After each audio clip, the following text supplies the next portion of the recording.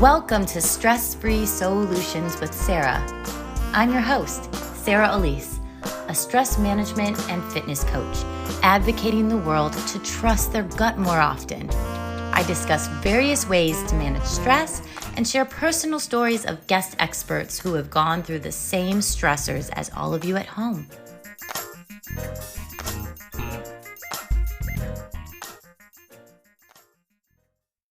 Hey there, super moms of the universe.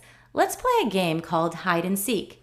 No, not with your kids or that mysteriously vanishing left sock. It's time to seek out you in the everyday hide and seek of life. Introducing Mastering the Soul System, a 12-week journey to reclaim your time and energy. This course is your gateway to finding balance, energy, and joy in every aspect of your bustling life. Picture this, 12 weeks where the words mom and mayhem don't always go together. Rediscover yourself with every breath in our Soulful Mind Weeks. Sing out loud in the shower or car, off-key is absolutely fine, and dance during our Soulful Body sessions, and embrace the quiet whispers of your heart in our Soulful Spirit adventures. It's about time your spirit got a front row seat, don't you think? Join us on this journey. Embrace the harmony between being a dedicated mom and your personal aspirations. Mastering the soul system, because darling, in the noise, find your silence. And maybe, just maybe, a bit of that elusive thing called me time. You deserve to thrive, not just survive. So come on, slide into our world at www.livewellenhanceyou.com/soul-system. Your journey back to you starts now. Dani Sheriff is the go-to expert for women whose periods have vanished, and no one can tell them why. After reclaiming her cycle and getting pregnant naturally, she founded the HA Society to help others do the same. A certified fertility awareness practitioner, Dani and her team have helped thousands of women recover from hypothalamic amenorrhea, optimize their cycles, and conceive without meds, IVF, or shame. She hosts the HA podcast, runs a coach certification program, and has been featured on Fertility Friday and other top wellness shows. I'm so thankful to have Dani here. I'm a new mom, and I have a lot of friends that are either on the journey to becoming new mom or they are new moms themselves, but this is still a thing, especially if they're trying to get pregnant again. So thank you for being here. I'm just excited to see where the conversation takes us. Yes. Congratulations on being a new mom. She's almost 4 now. I still feel like I'm a new mom. Every year's a discovery. Yeah. No, Like I'm now a new 4-year-old's mom. And then I'll be it's a crazy time. Thank you for having me. Oh my gosh, my pleasure. I'm really excited to just chat with you about your journey and then, of course, how you help other people with theirs. So tell me, what was your journey like when you discovered that it was difficult to get pregnant at first? What were the thoughts that started to go through your head? So, and this is something that everyone thinks. I didn't actually have any issues getting pregnant, but that's because I was fortunate enough to realize I was having fertility issues before I was trying. It's actually a lot of people who have fertility issues don't realize until they're trying to get pregnant. But I had something called hypothalamic amenorrhea, which is the complete and total absence of your menstrual cycle. You just kind of know as a woman, if you don't have that, you can't get pregnant. I was aware that I was infertile without even trying. And what was going on for me was I was really, it sounds like intense or whatever, but a victim of diet culture. And I could never be thin enough. I couldn't be fit enough. Couldn't be perfect enough. I had to keep striving and striving. And this is a really common trait for a lot of women, a lot of type A high achieving women. And you want to be it all. So I was an Olympic weightlifter for 15 years. And I was a bit of an avid CrossFitter, and I worked in the nutrition space and loved everything nutrition. And I'd say I was a health and fitness fiend, like a huge, just like nerd on the whole thing, right? But when it came to a head and I went to an OBG appointment and they asked me how my periods were, and I said they don't exist. And he said, well, we worry about it when women don't have a period. I was like, yeah, that feels logical, but like no one's ever said that to me. And it suddenly made it real. And then I went down the Google rabbit hole because he prescribed me progesterone, which is a very common prescription for that type of issue. It doesn't fix anything, which I intuitively knew, but I now know, as a professional, I know, but at the time, intuitively, I knew. So I didn't take that, and I went down a Google rabbit hole to start discovering this suggestion, this idea that was so wild to me, that was like, you might be exercising too much and dieting too much at the same time. And it's making your period disappear. And I want to pause here for a second and let everyone know that you can have this issue and not lose your period completely. Not everyone loses their period. Some people just have abysmally poor hormone function, but their body will still menstruate. It's just like not optimal enough to get pregnant as well. I actually feel sorry for those people because it's less of a clear and obvious diagnosis. It's better to have the period missing because you can't argue with it. Mm-hmm. However, women will argue with it, and I tried to argue with it. Gain weight, I've never heard of that as an option for health. Eat more, what do you mean? Exercise less, what? Like everything was fundamentally different to anything I'd ever been taught ever. Realizing in hindsight, like, oh, this is what it's like to be in a cult, right? Like you never questioned. Right. And the idea of someone suggesting I may calm down, rest more, eat more was just like crazy to me. So I was avoiding that answer. I don't like that answer. Let me keep searching. Let me keep looking for it. Came up with nothing else. Also, I'm sorry to interrupt, but like you also don't want to give up like everything you've been doing. I was a health nut most of my life too. And you're like, well, I got this routine going and it's been working for me just fine. And it's validating and people love me. I feel that people love me for it. Yes. Yeah, it comes down pretty deep actually. Yeah. So in that research, I had to very slowly pry my fingers off of that identity of health, wellness, fitness person. So, increasing calories, decreasing exercise slowly.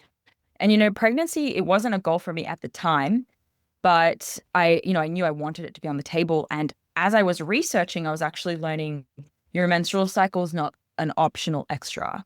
It's not just for getting pregnant. You need to have estrogen. You need to have hormones functioning through your body for bone density, heart health, cognition. You will eventually die. I mean, slowly, but you will, you're decaying. You're decaying. It's like a report card.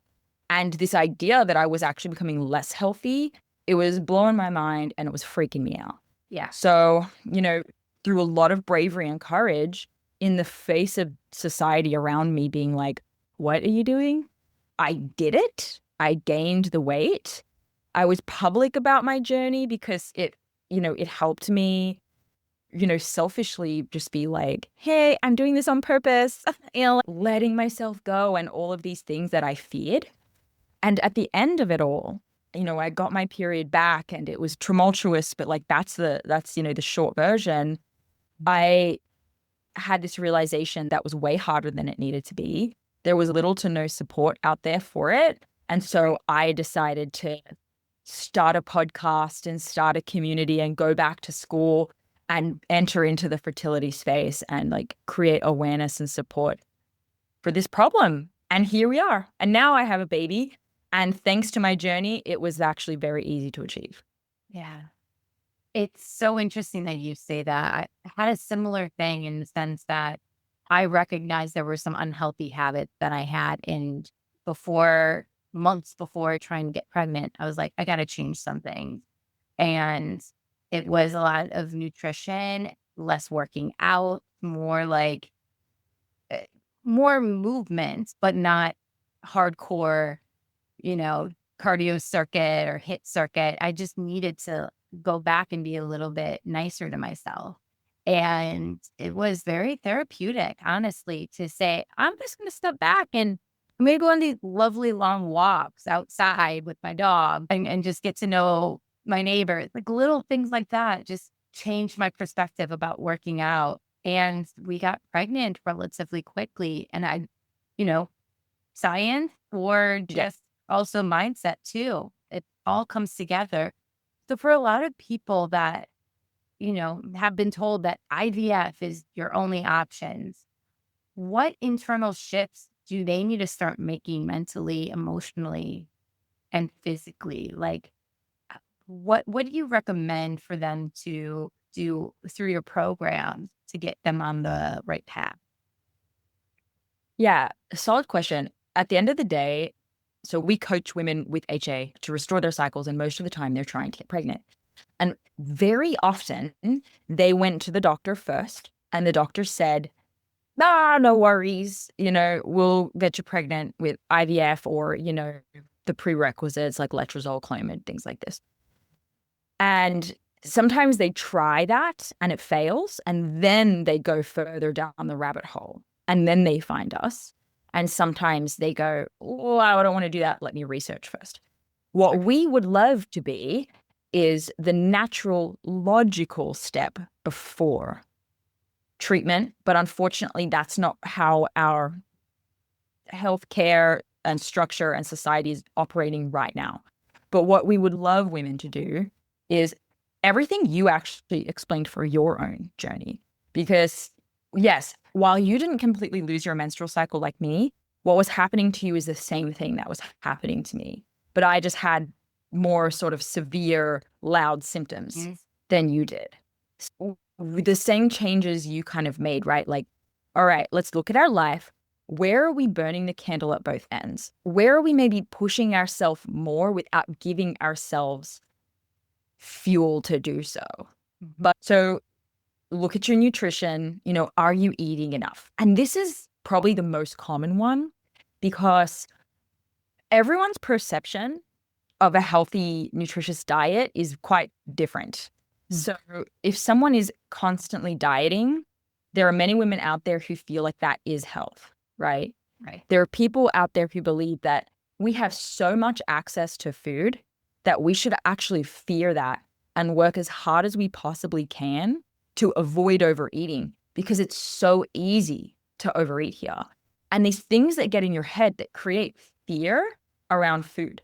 And if you have fear around food, if the idea of going out to dinner without checking the menu first freaks you out, or if like, oh, that's too fatty, or that's too high carb, or like just whatever, that's creating a fear response around food. That is a famine response, and you are actively restricting it. And that is not conducive to fertility. And that can sometimes be the problem. Or it can be exercise, and you're a runner and you just like run. And you know what? You get up first thing in the morning and you do it fasted. And you have your coffee. So you're like cortisol, and you don't eat till 12, and maybe you do that to avoid overeating. Or some people do that, and then every 2 weeks they like binge out and they become very focused on food because they're hungry. These things that we have associated as healthy habits to do because they're disciplined and they stop you from overeating are oftentimes, just restrictive behaviors that are saying, you know what, buddy, we don't have abundance. I'm going to take from you and I'm going to keep resources from you, but I'm also going to expect you to perform at the highest possible level for me. And then when you develop digestive issues, neurosis around food, anxiety, sleep issues, low blood pressure, etc., I'm going to scratch my head and be like, oh, I have no idea why that could possibly be happening. it's that real first baseline look at like, what's your lifestyle and where are you asking more from yourself than is truly reasonable if you can remove like the cultural and societal expectations on yourself, which is honestly very hard to do, and why we have coaching. Now, in your coaching program, there's a lot of dark sides of wellness. How do you make sure that your program stands on its own without all of that, if you will, that people try and push down, like, oh, supplement this and that? How do you keep your program to be what you intended? Because there's so much out there right now. Yeah, there's so much out there. And, you know, in my avoidance of the truth, I tried to bone broth my way out of HA. It's not a thing because it's in the research. This isn't made up. There's plenty of literature on it. Your body needs sufficient energy to come in. So there's nothing you can do. The way that we handle this is, you know, in our method, we do visual food logs. So I can see people's food. They don't track, they don't weigh, they don't measure. I don't think that's helpful. There's no real caloric goals for people either. It's, okay, how are you eating and how do I identify the habits and behaviors here that are actually like not helpful? So if I see that you're living off wheatgrass shots and bone broth and stuff, which is, you know, be polarizing the other direction, but it's more about, okay, like that is probably less helpful. No one got their period back on cucumber and celery. Love me some cucumber and celery. That's great. Love a green juice, but it's actually just not going to work. So what if you added in, I see that you like peanut butter. And I love that you do. And I see you have it like a tablespoon on the side of your 0% yogurt. Awesome.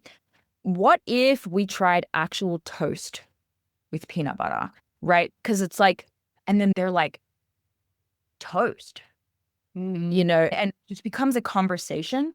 And this suggestion in moving towards, you know, what's funny about this is it's like they used to eat this way in high school or in college and they got away from it more often than not. Yeah. And we're bringing them back to a state that they actually want to be in, but that they have built a fear around. So I'm not trying to make you eat the way I eat. I'm trying to figure out by asking questions. We do things like food audits and diet audits, like what are the rules and stuff you have? And we can usually discover, okay, but what do you actually want to eat? Or if I see you making a burger and fries, but it's a lettuce wrap and those fries are air wrapped with no oil. Okay, I know you like burgers, but I see what you're doing. So let's coach into eating a regular burger. So it's not like a really about hating on any particular thing, but it's like slowly coaxing out a more neutral, healthy relationship with food. And we use things like the fertility awareness method and all that good stuff to track the progress. As you make these changes to your exercise and to your diet, cervical mucus produces, baseline temperatures go up. Like, look, and now we're connecting all the dots. And it's a very eye-opening experience. Yeah. And at first it's so simple to them. But then once they see the results, I'm sure their mind is blown. Like, and it's just changing a couple of things in their nutrition. And then you also said, like, with the workouts too, you see progress. Because a lot of these are modern day hormone disruptors and we don't even realize it. Yeah, it's all that. Absolutely. Yeah. That we've created a very not conducive environment for fertility. And it's like the more you learn, the less shocking it is.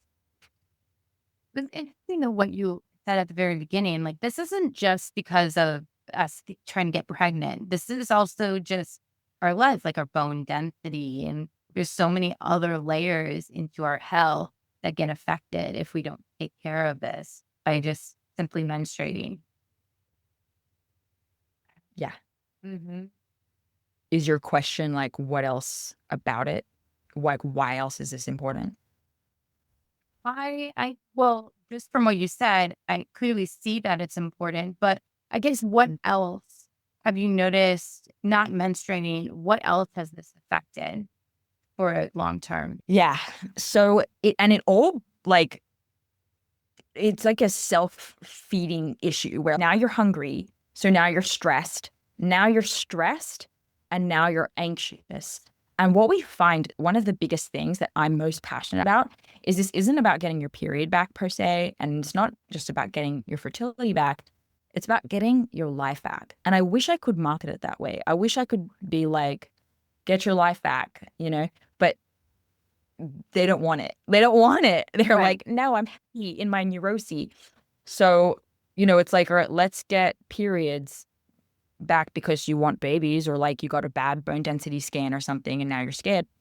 But what's happening outside that they're sometimes not realizing is not spontaneous anymore, not finding a lot of joy. Life is very two-dimensional, easily irritated, no libido, no sex life, not happy, and just easily frustrated, and your partner's tiptoeing around you, and like you're not allowed to make a last-minute decision to just go get pizza. It's all stressful. Yeah. And it gets worse and it gets worse. And you start to think that that's just your personality. And you start to think that you're just food focused or can't skip a workout. It's my stress relief. And it's like, it's not your stress relief. It's just your compulsion. If you don't do your compulsion, you're going to freak out. So now you're calling it your stress relief. So you don't see these things are sneaking up on you. Yeah. Then you enter into the fertility healing process because you're forced to for your own survival and fertility. And then you start waking up from this crazy state you've been in, and you're like, oh my gosh, yeah, we can just get a burger. That wasn't so bad. Hey, I can go to dinner and actually care about what other people are saying to me. I'm not focused on the food on the table or how this is taking me away from my workout or my like weird elaborate dessert that I make for myself every night that checks all the boxes of my food rules. Like they start to see their behavior and they come to me and they're like, life is better. Life is three-dimensional. What? All I needed was to chill out for a second. And I honestly think like, while we could go down the rabbit hole of, all right, so like you're going to lose all your hair and your nails aren't going to grow and your bone density is going to get bad and your blood pressure is going to keep plummeting, etc. I really think it's like the vibrancy of life that is truly the biggest issue. And it's just all connected to your physical well-being.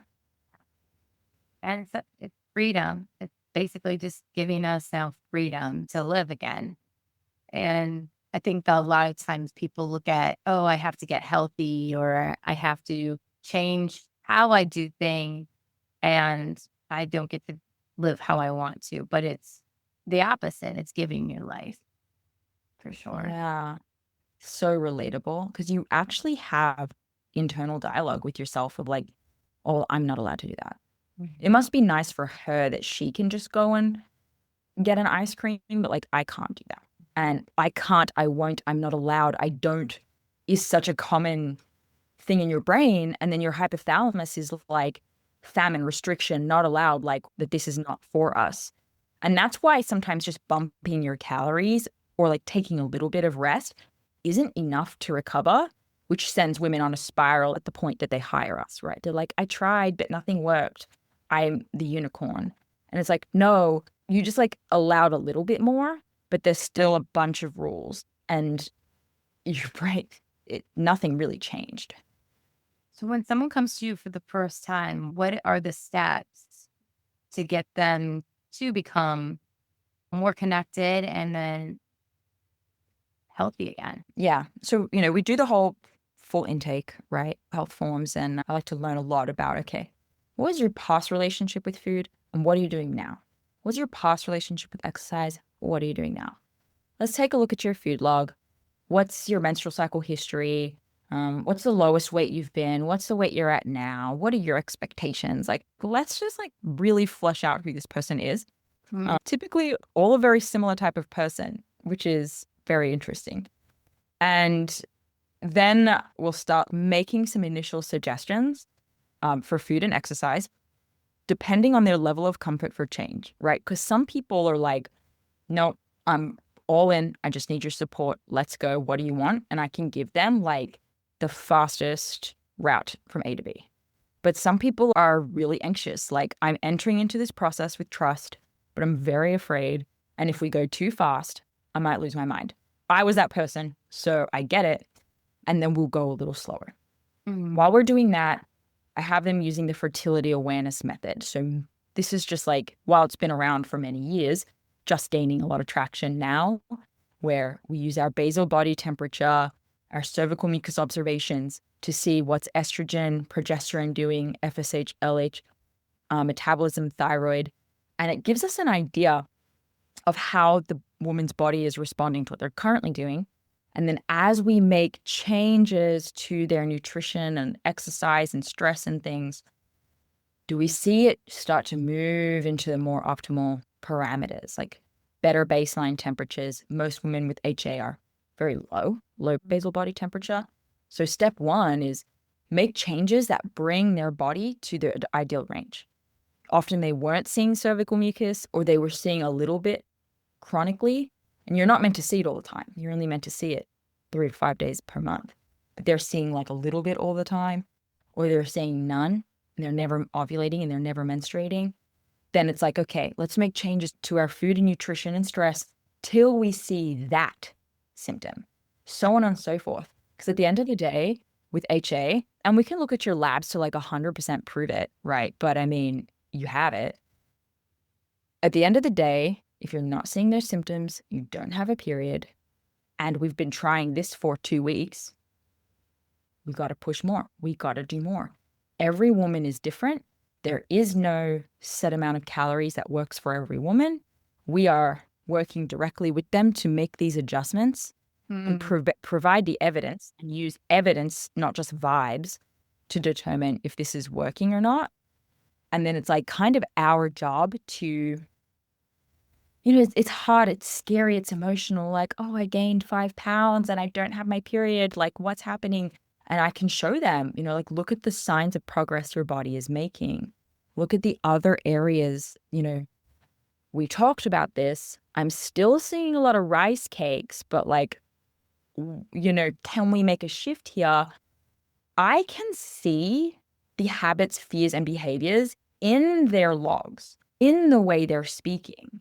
So we're doing a lot of counseling through this process, using the evidence, using the tools like food logs and exercise logs and such, to help like encourage them forward. And typically not long into the process, they know what I'm going to say. They know what we're looking for. And I'm just there to like, you can encourage them and tell them, yeah, that's exactly what you're looking at. Or, hey, I think that your fear is getting in the way of your actual goal, because your goal is pregnancy, but your actions look a lot like hitting a PR runtime. And the two are not. So like, which one is it? And then we can get realigned together. And it's just that process, like rinse and repeat, Right. till you have your result. Yeah. So once women go through the program, they get the results, they go back into the world and they go to their doctors, and the doctors start to give them their whole typical spiel, and they start to not feel seen anymore. Obviously they can always come back to you, but how can women become better advocates for themselves, especially regarding their hormonal health? Yeah, it's always tough once you know this information and you start having to go to the doctors. You're like, we just had a client, she's pregnant with her second child now, and she went to the doctor and she didn't realize she was pregnant either. Like, when you know what you're looking for, it's quite clear. And she hadn't quite noticed that fact. I think some people are in like mad denial when you've had such long fertility issues, and their doctor wanted to just run a pelvic ultrasound, assuming there was something wrong, which is crazy to me. She's pregnant. Like, how can you not see this? So there's all kinds of strange, unfortunate encounters in the medical system. And what I love about what we do is when someone joins us, it kind of becomes like a lifelong partnership. We work intensely, meeting every 2 weeks in the very beginning. But once they have their goal and they've learned these tools, they take it for themselves and they reach out to us when life comes up, maybe postpartum or a stressful event happened and their cycle is out of whack and they just want an opinion or some accountability to get back on track. Or they had a weird doctor's appointment and they're like, they tell me exactly what I would say to them. You know, the doctor said this, but like clearly based on my chart, this is what's happening. And they want to do this intervention. But I like heard in my head, Dani would have said, how about we just try like eating some protein first? And they develop these tools for themselves because education is power. Because knowing how the menstrual cycle works and how hormones work, even just on a foundational level, completely changes the game and makes you significantly more empowered when you walk into a doctor's office to make your own decisions. And I think they just messaged me to get like a gut check on that, right? But, you know, in the process of recovering or optimizing your cycle, you simply learn your own, like you develop your own philosophies and your own beliefs about what's right for you. And you can take that with you into the doctor's office. I always love to end with this question, and it's very different for everyone, but stress can be good depending on how you look at it. But how has stress saved your life? That is such an interesting question. Yes, stress is important to have in your life because like otherwise how would we get pushed to achieve anything? And while I think that, you know, the stress of keeping up in life got me in this mess in the first place, I wouldn't be here without it. And, you know, I would just still be running on fumes, trying to lift as heavy as I can, which didn't help anyone. It didn't help me. It didn't help anyone. Pursuing six-pack abs didn't better the world in any way. But the way that it totally made me crash and burn created an opportunity for me to help so many other people. And now there's happier marriages out there because she's eating. And there's babies out there because mom fed herself and calmed down about everything. And so, you know, my burnout helped me see that. But then also, you know, my ability to be a high achiever and to put some pressure on myself allowed me to also create a business that helps other people. So, you know, stress when channeled appropriately is an awesome power. Great answer. I really love that one. I think a lot of people can resonate with that. We have a decent amount of high achievers who listen to this podcast, though. Let's appreciate your time, Dani, and all of your insights. And I just want people to connect with you, especially those that are going through HA and don't even realize, I didn't even know that that was the specific terminology prior to our conversation today. So how can people connect with you and where can they find HA? Yes, thank you so much. Y'all can connect with us. I'm Dani Sheriff everywhere, YouTube, Instagram, you name it. And we are the hasociety.com. I have tons of information and resources out there. In our conversation, I touched on like we do these things called food audits and diet audits and many audits that help you unpack what behaviors you have and like help see if it's affecting your life and your fertility. I would love to just give those tools to your audience. It's something they can do themselves. I would just love to be able to offer that to them. And if they want to, there's an option for them to get on a call with me that is actually completely free, just to help them determine, is this the problem that they have?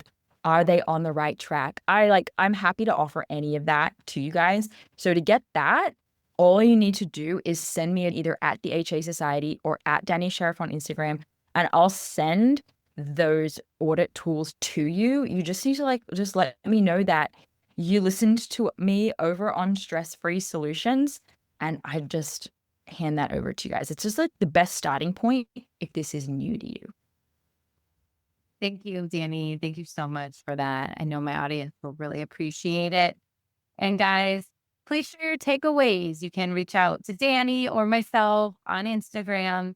And as always, remember to speak well to yourself on this self-love journey.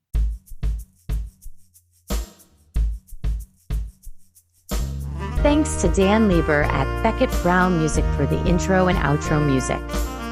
You can keep in touch with me on Instagram at Sarah Alysse Coaching.